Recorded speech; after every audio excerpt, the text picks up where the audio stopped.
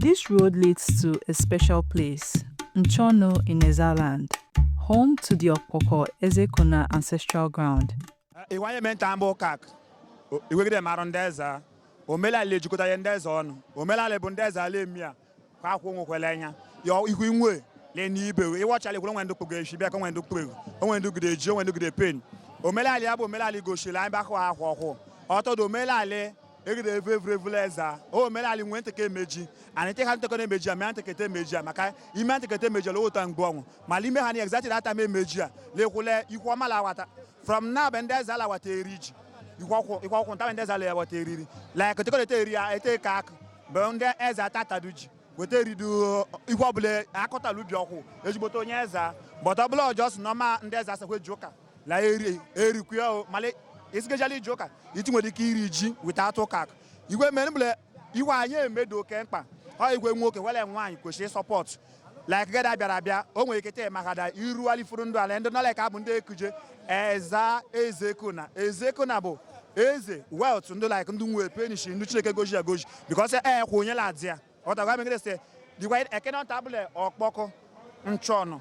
Bịa be ka ibe Ezekuna. Bịa be ka be nna anyị nwụtara bịa bụ onye mere nlọwa. I mean after like that I celebrate ya Okako. Onye na lefu bụ Ezza TV. Every year, this quiet land welcomes thousands of people back for one reason, the Okako Festival. Every journey has a beginning. That beginning lies at the heart of Nchono. This is the Okako Ezekuna Ezza ancestral home. And today, it stirs again. Okako is one of the most respected New Yam festivals celebrated by the Ezza people of Ebonyi State. On this day, status bows to spirits from across Nigeria and beyond. Sons and daughters of Ezza return home to pay homage, to be seen, to belong. Even the powerful pause here. For Okako is the throne before the thrones. It's a time that marks the end of the farming season and the beginning of the yam harvest. Yams, which hold a special place in Igbo culture, are seen as the king of all crops. The festival is filled with activity. Youths perform energetic dances, masquerades, including the well-known Okako masquerade, and local music sets the tone for celebration.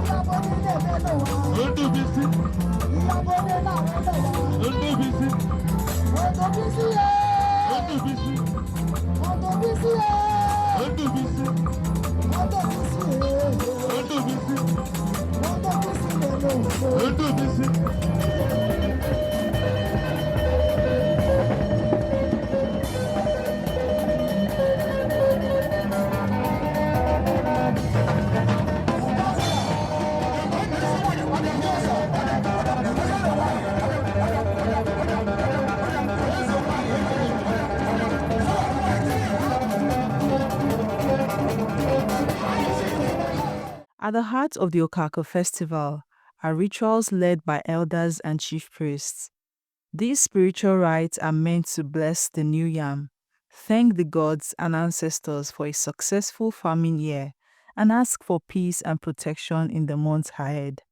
A key part of the day's events is the initiation of Ezza's sons, bare-chested and bold. These young men go through a symbolic rite of passage that connects them to their heritage. They are blessed, initiated, and welcomed into the circle of warriors and guardians. The joy is contagious, the peace is visible. Okako is not just a celebration, it's a healing. In a world divided by borders and beliefs, this festival reminds us that culture can unify, uplift, and sustain a people.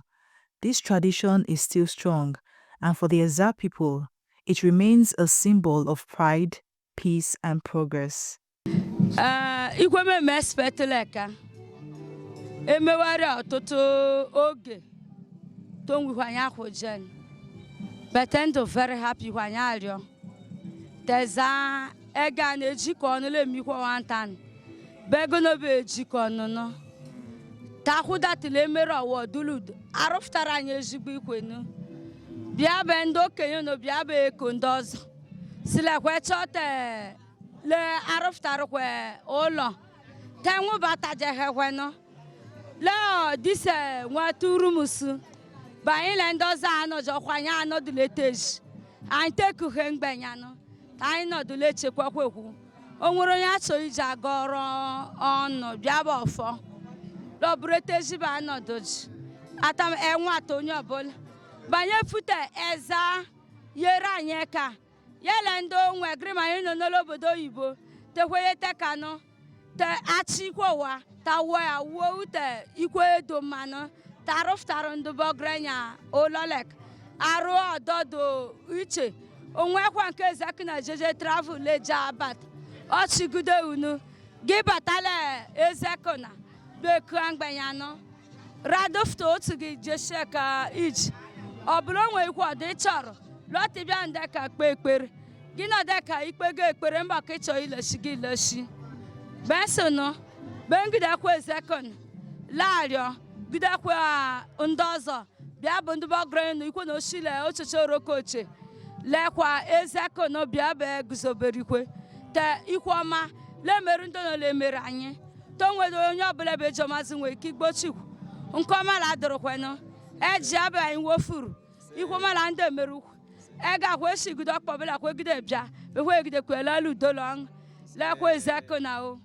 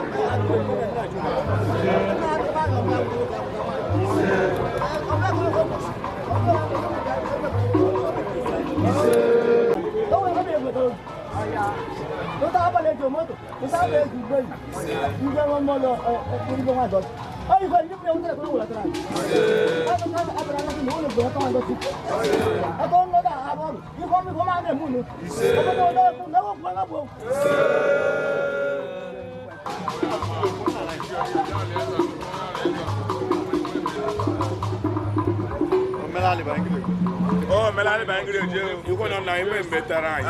Anyị emembeta kwa nwa krim anyị. I'm Iloki Matthias Nkwo.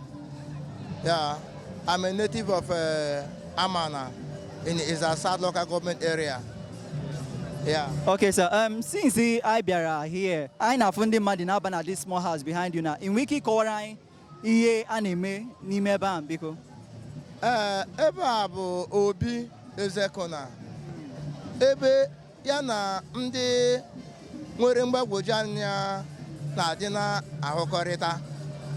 Ya bụ na o nwere ihe ọbụla tara akpụ. Abịa ebe a bịa rịọ nna anyị. Ọ ga-enye gị usoro a ga-esi wee mee ihe ahụ ka udo wee chi eze. Okay, and again, onwe ndị like young men ndị pụtara akwa ha. Enwekwa ike ịkọwara ihe ha ba ebe anyị ime.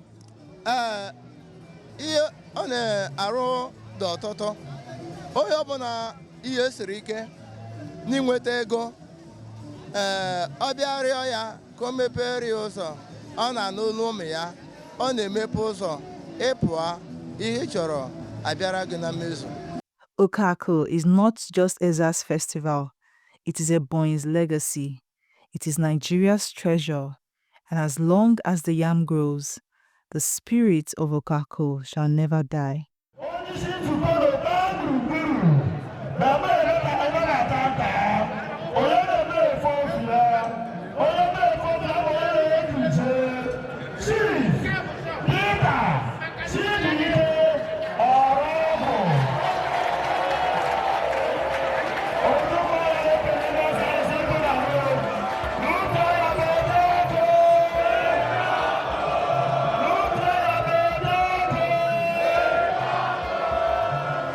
Ladies and gentlemen, Ezza Ezekuna, Akwala Branya Homa, Ekwamobo, MCUBA, form bag in Boneza, Ezekuna Berobo, and Antana Baro Okako, Lokboka Ezza Ezekuna, Ezza. It is the New Yam Festival, the first in Ebonyi. Welcome everybody. Good afternoon and good morning. Good evening. Depends where you're watching me from.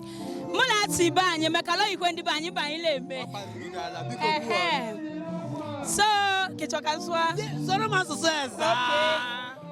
mbeda bụ nwada Ezza. Onye gide mero agụ Ogochukwu Favor maro egide ije nwokele nwanyị Maria ile menyata gị hụle yi watch goshirile obu de mosare sare. So mlekele everybody lekele onye moliano today ekele atomu salontan ba ile mmemme ji okwu anyị. Yes, I have a Okako Ezekuna ntano. Ezza Ezekuna nyabo. Nyabo. Awa labura ya homa. Branya homa o. Biko moyo makai matatu ahage. Wambu prophetess Adazion. Okay, Ijoma aka Adazion worldwide. Adazion worldwide. Anyị nọ na Ezza kai mata otu esi eme mmemme a na-eme n'ụbọchị taa ka anyị nwere gwatụ anyị gbasara ihe niile a na-eme taa. Ntanụ bụ oke mmemme na Ezza agba gburugburu onye ukwu ma onye nta nwata ma ọgaranya. Ntanụ bụ oge Okako oge frichelenso oge gide akwadobe mmemme maka Ezza Ezekuna yala anyị gị ya ka bụ ekakwe futari bụ Okako Ezza ndị Ezza niile ma ọdụ nọle mgbake dị iche iche la lataje oke mmemme duru Alaeze ọ ya bụ eme ntanụ ndị be anyị anya bụ. New things have started germinating in our land. This is the sense of unity and peaceful coexistence among our neighbors. I'm traditional doctor Onyema Ome. Iwa anyị bịara bụ anyị wota oke ihwe anyị gide kak le Okako Ezekuna bịa anyị na-egobe buga emeje hewi akwalile. So anyị mana bụ ndị otu udujibia ime ọha n'okpuru Ezza North. So iwa anyị bịara taa n'ọbụ te aka kwụ deji tọọla lembini aka dure etu otu anyị fụta akwa aka kwụtụkwara anyị maka anyị ntụfụte anyị na-efule akwala akabakwa dure unwu na anyị na ebe ndị nọ n'ụzọ ndị na-eche echiche echere unwu na-ekwe echiche ọma biko mere emekwere ọkwa onye na-eche unwu na mba nwa na-echiche echiche ọjọọ na onye ikwe ọjọọ ọlabụ nke anyị na-efute Chineke gozie anyị igwe metara ihe gozie anyị iwe ọbụla anyị nyere aka tọọ aga mee unwu na anyị unwu na anyị onye ọbụla si igwe dure ediere tikwa tonye tegwu owuwe atabụrụ unu dị ike. Properly, we are doing our New Yam Festival today. The New Yam Festival is officially started today. So, sir, what are your expectations from this occasion? Okay, well, my expectation is that God Almighty will bless Ezza Nation and bless the entire Ebonyas. And mainly, we must join together and unite as one body, because unity will stand while divided will fall. Therefore, we are expecting that all the Ezza Nation, both our diaspora and our home must come together and be one. And that is what I'm expecting, and I believe it will surely come to pass.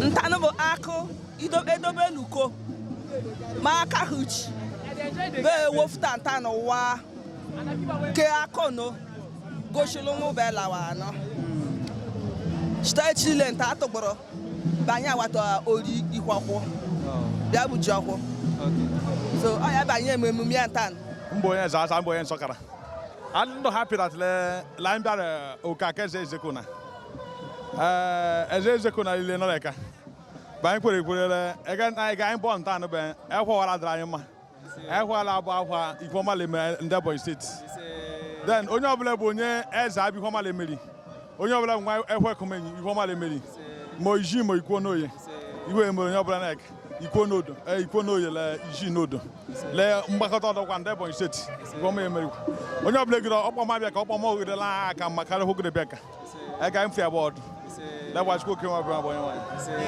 ekwa mbo nwale Oliver Kenneth mbo nya kpogide mbia Leza South. So what's the celebration all about? Na imalo Okako Ezza abanyeme. That is ori joko. And imi bialo melale onwe ihwa that jele mbeke. So ori joko bo ihwe anye meja asemume. Temenu maze je ka oko ugbo. Kotieji.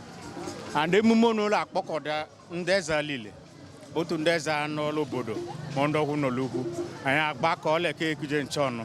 Okako Ezekuna imemume juju ọhụrụ ebe emegewu ya onye kọrọ ji lejejulu ofe oje futachi abanye mental and ọ bụ ji hwe hot lo buru ihwe onye te ịhụ ha be ịhụ ya buru ihwe aṅụle ihwe ọ bụ akwa ọhụ ndeza abanye bi ememe no ntanụ bụ akwa ọhụ anyị banye abaghị so oge ntanụ bi igide ọnụ futago ọdọrọ mbụla ekọkwa akwa ọhụ adej but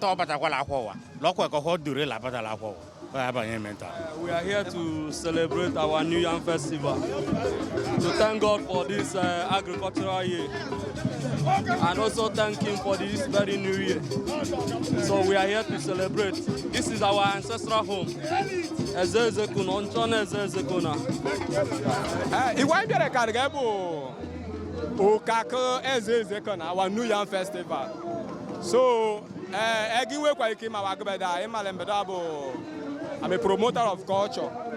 So, I'm a Sakis comedy. I'm a comedy. So, if I'm able to promote our culture, our New Yam Festival on time. So, I better celebrate Right Honorable Chief Joseph Mondo Gule. I'm the leader of Ndeza, South Africa. That is Ebonyi People, the chairman. Okako Ezza and it's a Kage and me before, let me go before. But don't have a take a Mazda Shilobo, Parolatama Okako Ezza, Ogosela Ezza, let's showcase what they have to the world. And Yabo, me want that you could understand that people can travel far and near. It makes sure that I'm able to go to Ungunelan, Meregre says Abondalan, Ululan. So, me mabuja me I agree that na look at kind of Okako Ezekuna Biabo Nametareza. So all you behind better and all do very unique to us. Okay. And I put on your his ancestors. My ancestors Banyekijechi. Edita ancestors of Ndometar and get it to Ogbo, Lasso Bomatabo way. This is our main celebration in this area. So I had a time also. I celebrate our New Yam Festival. So and we thank God Almighty and Rayenso. And back out today celebrate of my Munele Bio Yoma. Sekala San Tatsaniki. We have been doing my ten. I can look on also stage cook or don't look on the Togajiba. Actually, it has been something of age as far as Igbo land is concerned. So Ezza is not exceptional. Ezza being an Igbo people, they are into the system. And today marks the day. They normally have their own New Yam Festival. So that is what they are celebrating today. And as you can see, the entire Ezzas, they are very happy. Very, very happy in the sense that today marks a new year in the life, the history of Ezzas.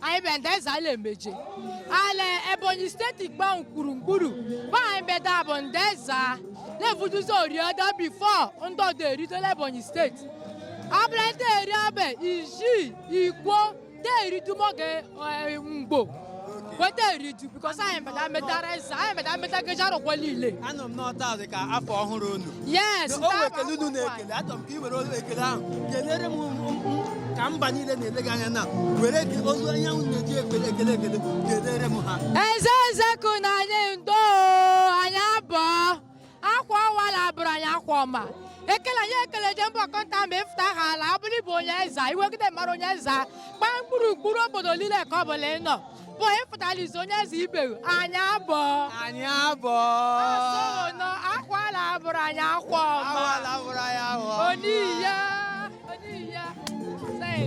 okay mami